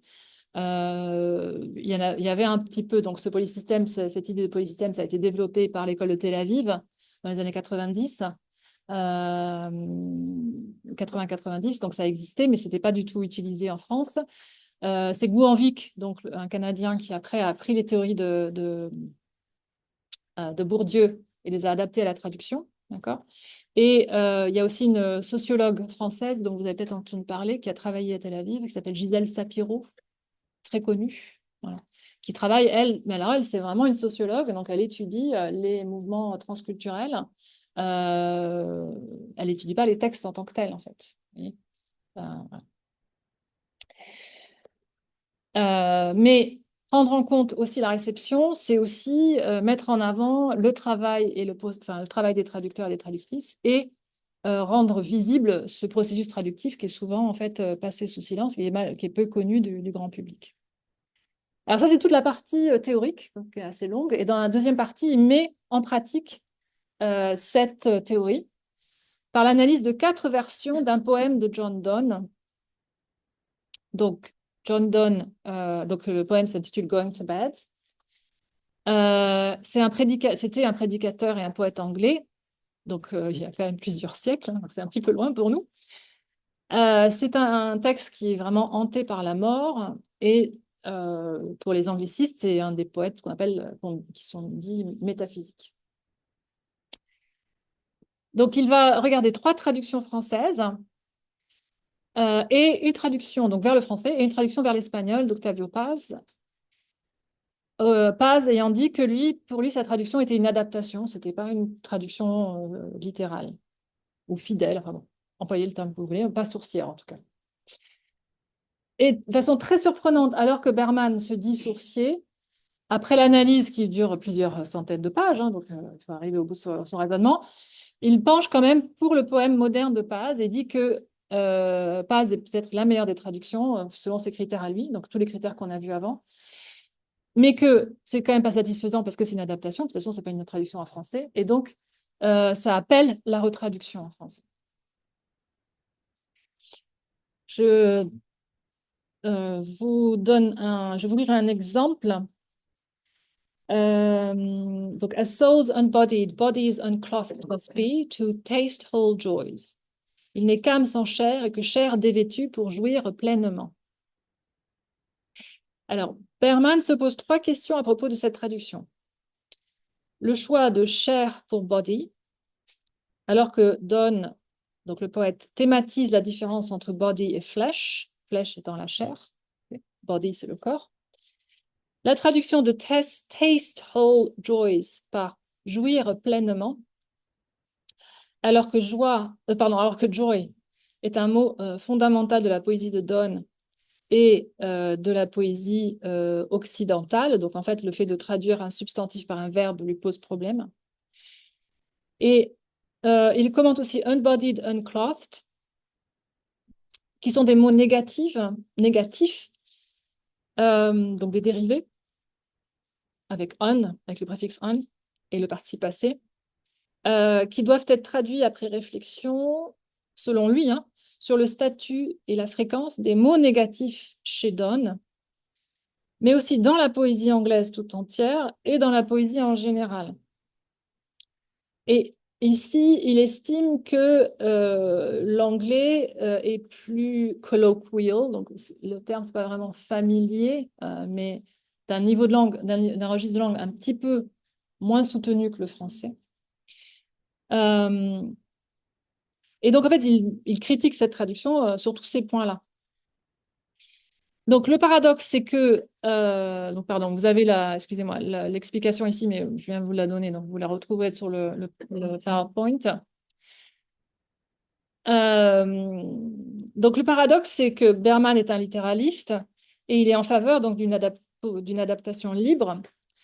Mais il dit que pour lui, la traduction de Paz est un poème entièrement autonome. Donc, il existe en tant que texte, c'est ce que je disais tout à l'heure, en fait, ce texte fait texte.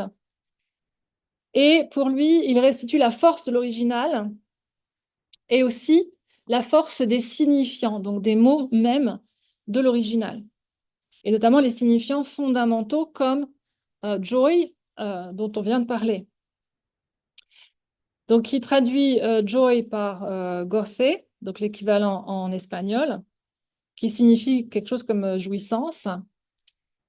Et donc, pour plein d'autres raisons, mais en gros, cette raison-là essentielle pour vous donner l'idée des raisons, il préfère la version de Paz, parce que même si l'écrivain mexicain a adopté une démarche très libre vis-à-vis du texte source, il a su capter l'essence, cerner le noyau, et là je vous mets encore les mots parce que c'est encore une fois des métaphores, l'essence, le noyau, le dit du poème de Donne, sans avoir recours à des archaïsmes. Donc c'est aussi une traduction modernisante, donc ça c'est dans le projet de Paz.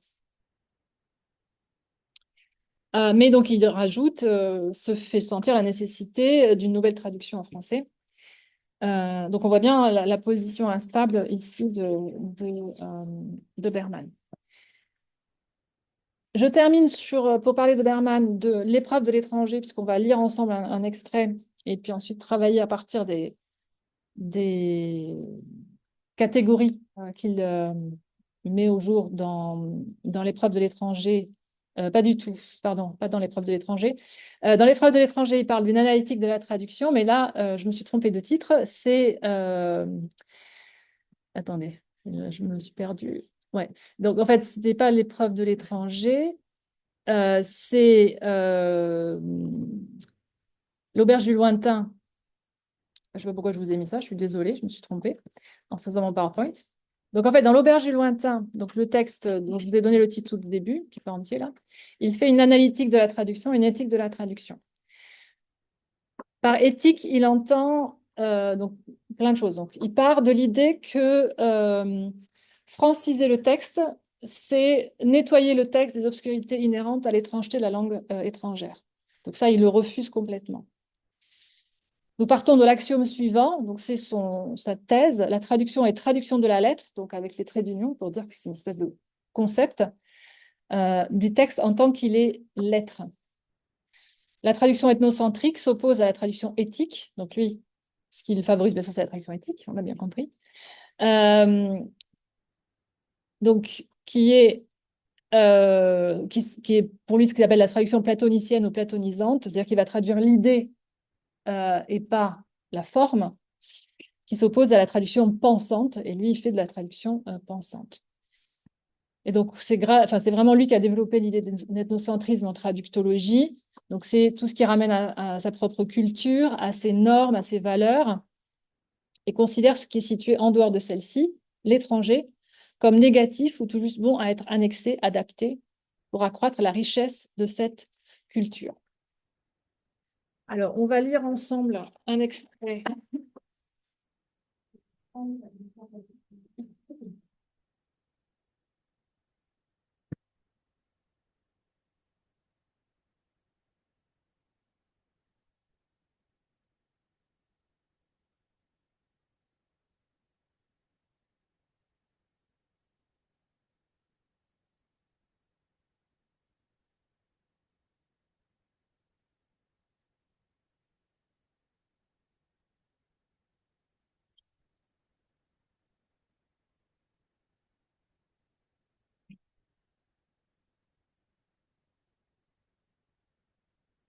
Donc, c'est un extrait de La traduction et la lettre ou l'auberge du lointain, 1985. Donc, La traduction et la lettre ou l'auberge du lointain, 1985. Donc, c'est un chapitre qui s'intitule L'analytique de la traduction et la systématique de la déformation. Donc, vous n'avez pas le titre parce que je vous ai mis... Merci beaucoup. Je n'ai pas mis les 2 premières pages. Donc, l'analytique de la traduction et la systématique de la déformation. Donc, je vous lis juste le premier paragraphe. Donc, c'est Berman qui parle. Je proposerai ici d'examiner brièvement le système de déformation des textes, de la lettre, opérant dans toute traduction et l'empêchant d'atteindre sa vraie visée. Cet examen, nous l'appellerons l'analytique de la traduction. Il s'agit d'une analytique en un double sens, de l'analyse partie par partie de ce système de déformation, donc d'une analyse au sens cartésien, mais aussi au sens psychanalytique, dans la mesure où ce système est largement inconscient et se présente comme un faisceau de tendances, de force qui devient la traduction de sa pure visée. Okay. Donc, analyse au sens aussi inconscient. Est-ce que vous pouvez chacun donc, lire un paragraphe, une sous-partie. Donc, il y a 13 tendances, ou 12 tendances, pardon, je ne sais jamais, donc vous pouvez les élus et vous passez la parole là-dessus. Merci. Les tendances déformantes, ouais. Voilà.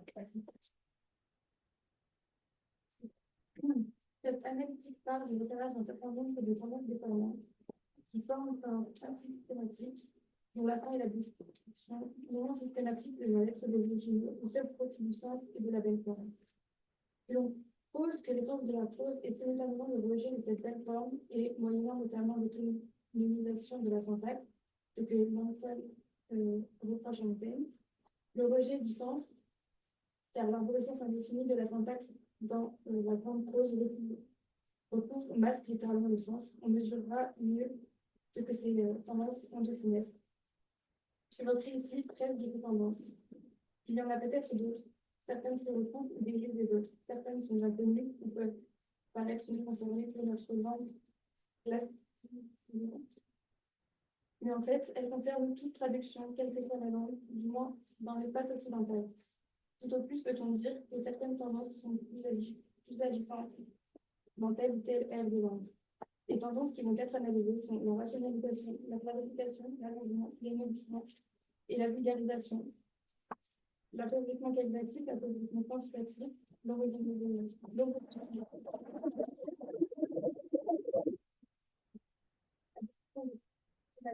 textuelle, la destruction ou l'exotisation des réseaux langagiers vernaculaires, la destruction des locutions et idiotisme, l'effacement des superpositions de langues.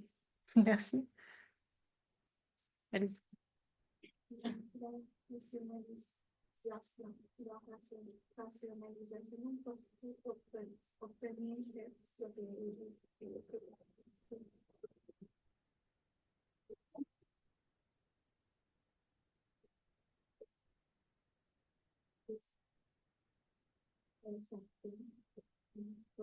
La rationalisation elle compose des phrases et séquences de phrases de manière à les arranger selon une certaine idée de l'ordre d'un discours.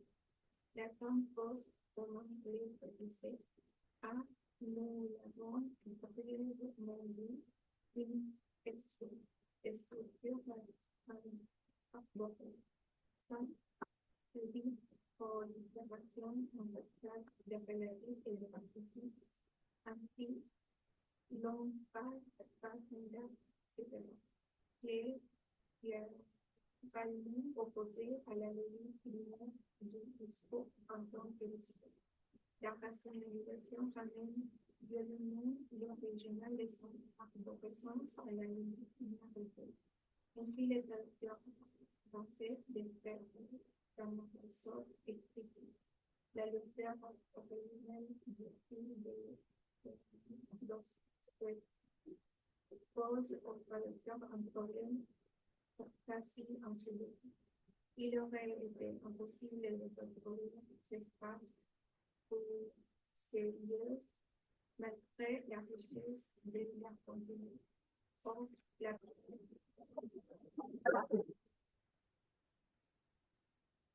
Broussailleuse.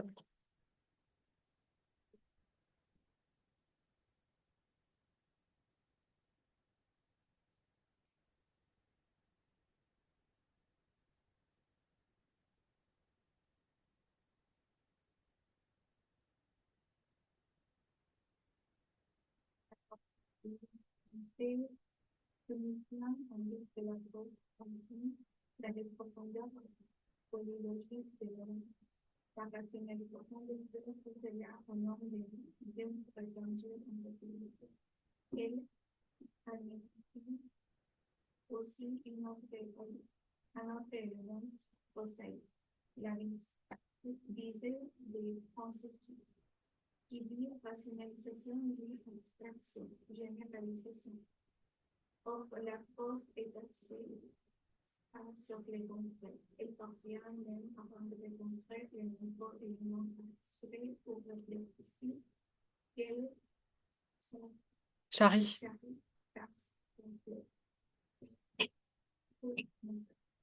La rationalisation fait passer les ordonnements du concret à l'abstrait, pas seulement en réordonnant immédiatement les structures syntaxiques, mais par exemple en traduisant les verbes par des substantifs et en choisissant les deux substantifs, le plus général, etc. Et mon part a montré ce processus à l'époque dans les traductions des choses. Cette rationalisation généralisante est d'autant plus pernicieuse qu'elle n'est pas totale et que son sens est de ne pas car elles se contentent d'inverser les rapports du formel et de non-formel, de l'ordonné et du désordonné, de l'abstrait et du concret qui prévaut dans l'origine. Cette inversion typique de la traduction linguistique fait que l'œuvre s'empare de changer de forme et de sens, change en effet radicalement le signe et le statut, ainsi que la première traduction du roman, qui est l'ombre du paroles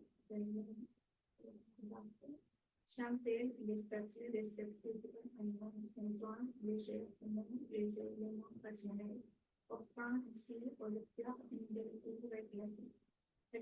La rationalisation des formes européennes en l'accent certaines suivantes, la contexture et en ligne sans ces arguments de sens important. La clarification.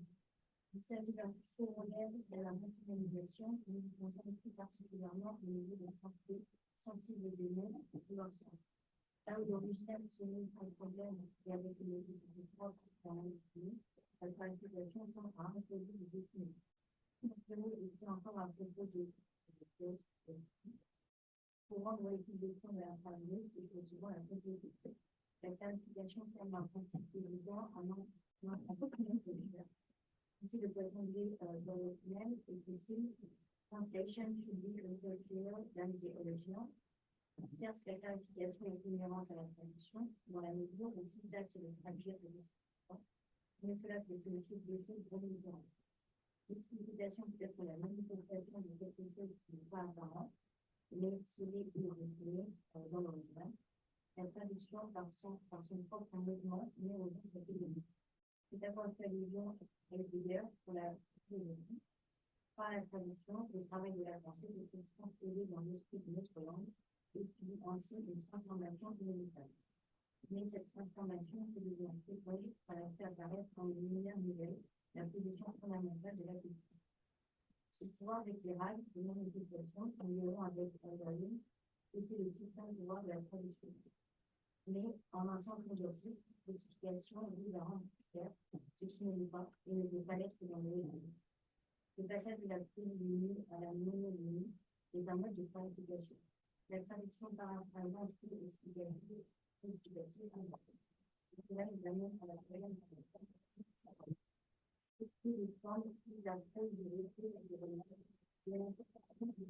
Alors, attendez. Il vous manque une page. Ah non, je pense que c'est là. Non, c'est après, c'est page 56, l'allongement. Là, on va passer à c'est quoi on est dans le en fait. Ah, ok. Mais c'est bizarre, j'ai déjà. Ah oui, 54, 55, vous l'avez dit ça. Je l'avais dit. Oui, en fait, il doit vous manquer des pages. Enfin, bon, bref, alors, 56, on a l'allongement. Donc, puissance sur les points d'allongement. Ouais. Ouais. Je vais me tromper en prénom. Bon, vous y êtes? Je suis désolée, c'est pas dans l'ordre. Toute traduction est sûrement plus longue que l'original. Première conséquence, en partie des deux premières tendances évoquées. Rationalisation et clarification exigent un allongement, un détriment de ce qui, dans l'original, est plié. Mais cet allongement, du point de vue du texte, peut permettre d'éviter l'équilibre et peut expliquer avec diverses formes quantitatives très peu pertinentes. Je veux dire par là que l'ajout ne coûte rien, ne fait qu'accroître la mesure du texte sans du tout augmenter sa parlance ou sa signification. Les explications rendent peut-être l'œuvre plus claire, mais obscurcissent en fait son mode propre de clarté. L'allongement, en outre, est un relâchement portant atteinte à la rythmique de l'œuvre. C'est ce qu'on appelle souvent la surtraduction, dans un cas typique est le mobilier d'un médium. Mobilier allongé, l'océanie devient boursouflé et inutilement titanesque. L'allongement, ici, aggrave l'informité originaire de l'œuvre, la fait passer d'une informité pleine à une informité creuse. À un autre bout de l'univers de la prose, les fragments de Novalis, traduits par le même terme, et qui en allemand ont une grièveté particulière, une grièveté qui capte une infinité de sens et les rend d'une certaine manière longs, mais verticalement comme des puits, s'étirent démesurément et sont aplatis. L'allongement ici horizontalise ce qui est vertical chez Novalis. Notons que l'allongement se produit à des degrés divers dans toutes les langues traduisantes et qu'il n'a pas essentiellement une base linguistique. Non, il s'agit d'une tendance inhérente au traduire en tant que tel. C'est le point dominant de la traduction continue. Et maintenant, on va poser sur la traduction. Non. Alors, attendez, je pareil. Après, c'est à droite, 50-57, l'ennoblissement. Oui, c'est bon. L'ennoblissement. Le point dominant de la traduction platonicienne dont la forme achevée est la traduction classique. On aboutit à ceci que la traduction est plus belle formellement que l'original. C'est du reste ce qu'estimait à propos de la traduction des anciens l'un des pères de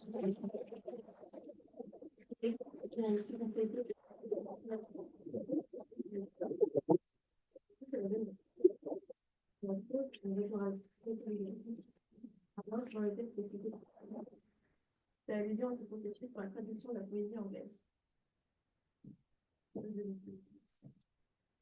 Quelqu'un qui voulait traduire en français un poème de Schelling, c'est passera d'abord selon la coutume de nos poètes qui sont presque tous un petit orateurs.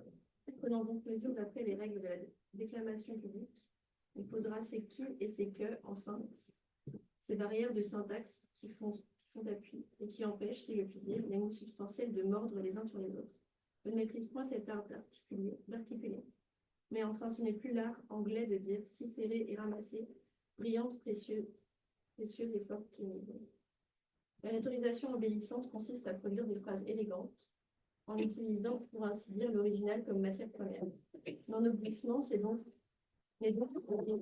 un exercice de style à partir et au dépend de l'original. Cette procédure est active dans le champ littéraire, mais aussi produit des sciences humaines, où elle produit des textes lisibles, brillants, enlevés, débarrassés de leur lourdeur d'origine, au profit du son. Cette réécriture pourra se justifier en reprenant, mais pour les banaliser et leur donner une place esthétique, les éléments rhétoriques inhérents à toute chose. Ces éléments, par exemple, chez Rousseau, Chateaubriand, Hugo, Villeproust, etc., relèvent d'une certaine oralité qui possède effectivement ces lettres de noblesse, celle du beau parler, s'exprimer ou cultiver. Mais ce beau parler n'a rien à voir avec l'élégance rhétorique prônée par le rewriting, embellissant qui anéantit simultanément la richesse orale et la dimension polylogique informelle de la prose. L'envers et le complément de l'ennoblissement, c'est pour les passages de l'original jugé populaire. Le recours aveugle à un pseudo-argot qui vulgarise le texte ou à un langage parlé, qui atteste seulement que l'on confond l'oral et le parlé. La grossièreté dégénérée du pseudo-argot ou du pseudo-patois trahit aussi bien l'oralité rurale que le strict code des parlers urbains. Merci. L'appauvrissement qualitatif. Il renvoie au remplacement des termes, expressions, tournures, etc. de l'original par des termes, expressions, tournures n'ayant ni leur richesse sonore ni leur richesse signifiante, ni iconique. Est iconique le terme qui, par rapport à son référent, cette image, produit une tendance de ressemblance. Spitzer fait allusion à cette iconicité dans ses études de style. Un mot qui désigne la facétie, le jeu avec les mots, se comporte aisément de manière fantaisiste, tout comme dans toutes les langues du monde. Les termes qui désignent le papillon changent à la manière du kaléidoscope. Ce qui ne signifie pas que le mot papillon ressemble au papillon, mais que dans sa substance sonore et corporelle, dans son épaisseur de mots, il nous semble y voir quelque chose de l'axe papillonnant du papillon. Prose et poésie, chacune à leur manière, produisent ce qu'on peut appeler des surfaces d'iconicité. Quand on traduit le pénulien chuchumeka, on a certes rendu le sens, mais nullement la vérité sonore et signifiante de ce mot. Il en va ainsi de tous les termes qualifiés ordinairement de savoureux, doré, vif, coloré, etc. Épithètes qui, toutes, renvoient à cette corporalité iconique du mot. Et quand cette pratique de remplacement, qui privilégie la désignation au dépend de l'iconique, s'applique au tout d'une œuvre, à la totalité de ses sources d'iconicité, elle détruit du coup une bonne partie de sa signifiance et de sa grammaire. Merci. L'appauvrissement quantitatif. Il renvoie à une déperdition lexicale. Toute prose présente une certaine prolifération de signifiants et de scènes syntaxiques de signifiants. La grande prose romanesque ou épistolaire est abondante. Elle présente, par exemple, des signifiants non fixés, dans la mesure où ce qui importe, c'est que, pour un signifié, il y ait une multiplicité de signifiants. Ainsi, le romancier argentin Roberto Art emploie-t-il pour le signifier un visage. Pour le signifier un visage, semblante, rostro et cara. Sans justifier l'emploi de tel ou tel de ces signifiants dans tel ou tel contexte. L'essentiel, c'est que l'importance de la réalité du visage dans son œuvre sont indiquées par l'emploi de 3 signifiants. La traduction qui ne respecte pas cette triplicité rend le visage de ces œuvres méconnaissable. Voilà.